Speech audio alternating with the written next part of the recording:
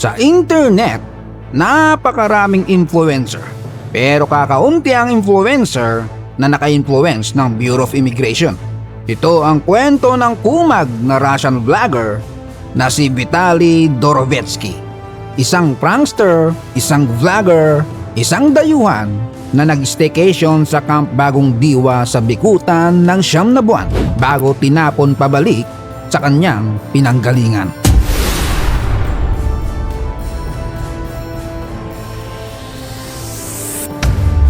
Pa-subscribe naman dyan.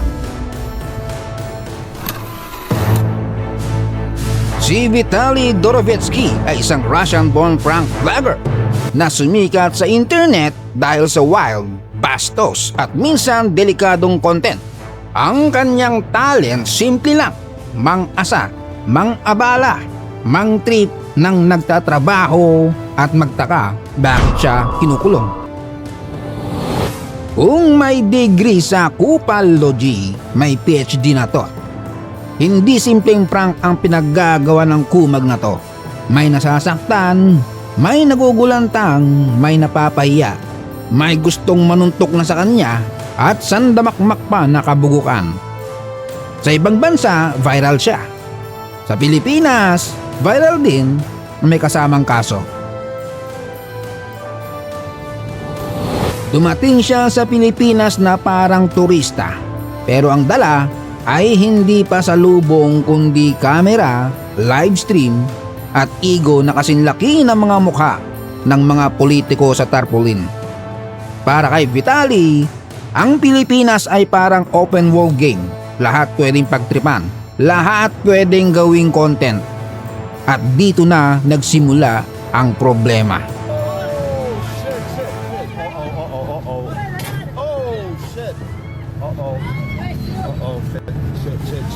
Accident.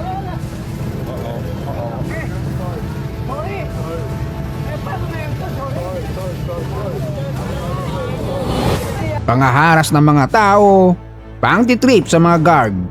Sinasabing prank lang kahit may takot at nabibwisit na ang mga biktima.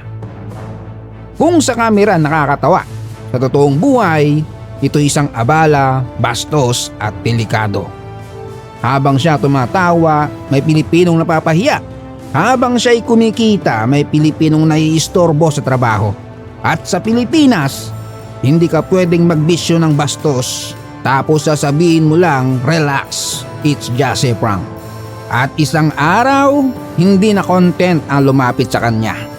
Biglang pumasok ang tunay na influencer, Bureau of Immigration. Walang subscribe button, walang like button, ang meron lang papeles, posas, kulungan. Dito natapos ang prank. Dito nagsimula ang reality show, Foreigner sa Detention.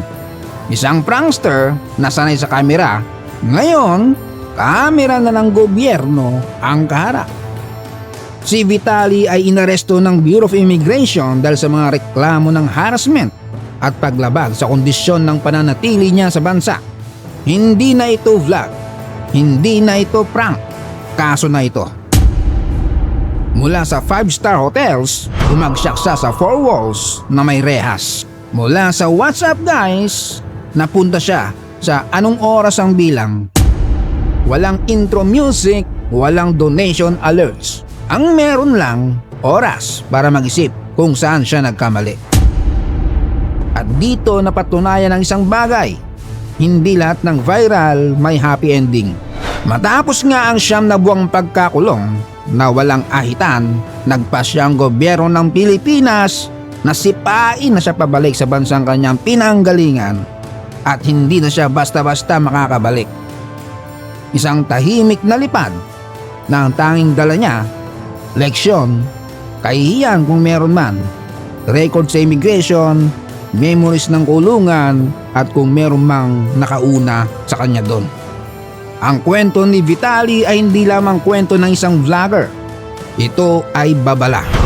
Hindi lahat ng bansa playground, hindi lahat ng tao content, hindi lahat ng prank ligtas.